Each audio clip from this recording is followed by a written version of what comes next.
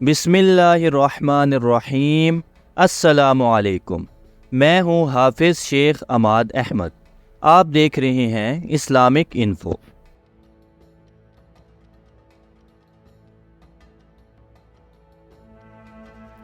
معزز ناظرین، آج بات کی جائے گی کہ غزوہ بدر میں جنگ کے دوران حضور نبی کریم صلی اللہ علیہ وآلہ وسلم کی دعا سے حضرت جبرائیل علیہ السلام اللہ تعالیٰ کی کیا مدد لے کر آئے۔ اس کے بعد عام جنگ شروع ہو گئی۔ حضور نبی کریم صلی اللہ علیہ وآلہ وسلم کفار کی کثرت تعداد کو ملاحظہ فرما رہے تھے اور مسلمانوں کی قلت تعداد کا بھی مشاہدہ فرما رہے تھے۔ کل مبارک پر وقت طاری ہو گئی۔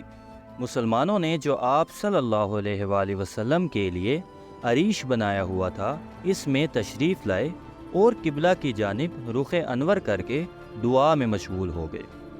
اس وقت عریش میں حضور نبی کریم صلی اللہ علیہ وآلہ وسلم کے ساتھ سوائے حضرت ابو بکر صدیق رضی اللہ تعالی عنہ کے اور کوئی نہ تھا۔ آپ صلی اللہ علیہ وآلہ وسلم نے اس طرح دستے مبارک اٹھائے کہ بغل پاک کی سفیدی ظاہر ہو گئی اور آپ صلی اللہ علیہ وآلہ وسلم کے کندھے مبارک سے چادر گر گئی۔ فرمایا، اے اللہ، اپنے اس وعدے کو پورا فرما جو تو نے مجھ سے کیا ہے۔ اے اللہ، اگر تو نے آج مسلمانوں کی اس جماعت کو ہلاک کرا دیا تو روئے زمین پر تیری عبادت کرنے والا کوئی نہیں رہے گا۔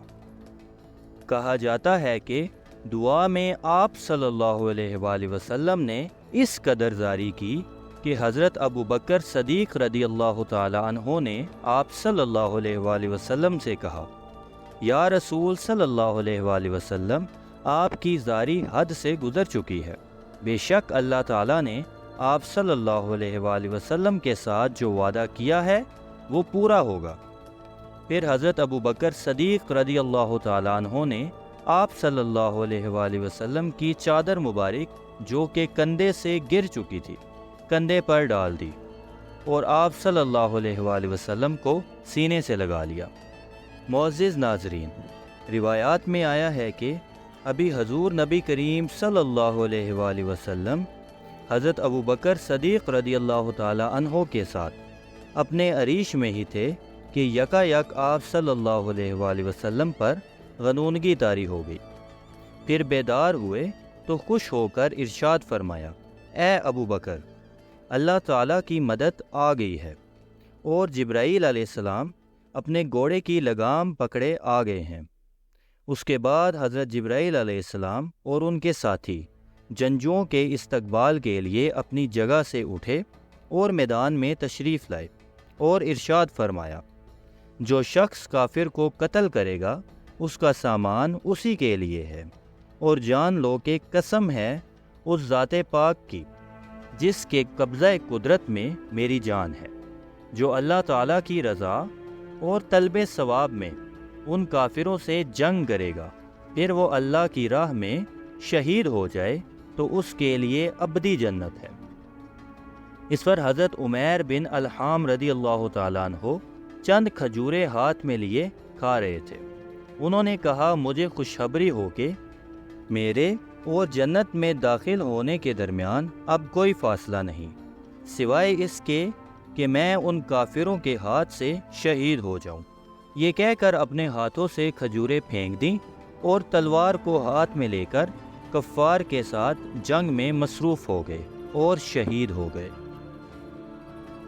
معزز ناظرین، حضور نبی کریم صلی اللہ علیہ وآلہ وسلم جب مسلمانوں کو اللہ تعالیٰ کی طرف سے مدد کی خوشخبری سنا رہے تھے تو ایک مٹھی بھر ریت اٹھا کر مشرکین قریش کی طرف پھینکی اور پڑھا، شاہت الوجوہ، ان کے چہرے مسخ ہوں۔ اس کے بعد مسلمانوں نے کفار پر بھرپور حملہ کیا۔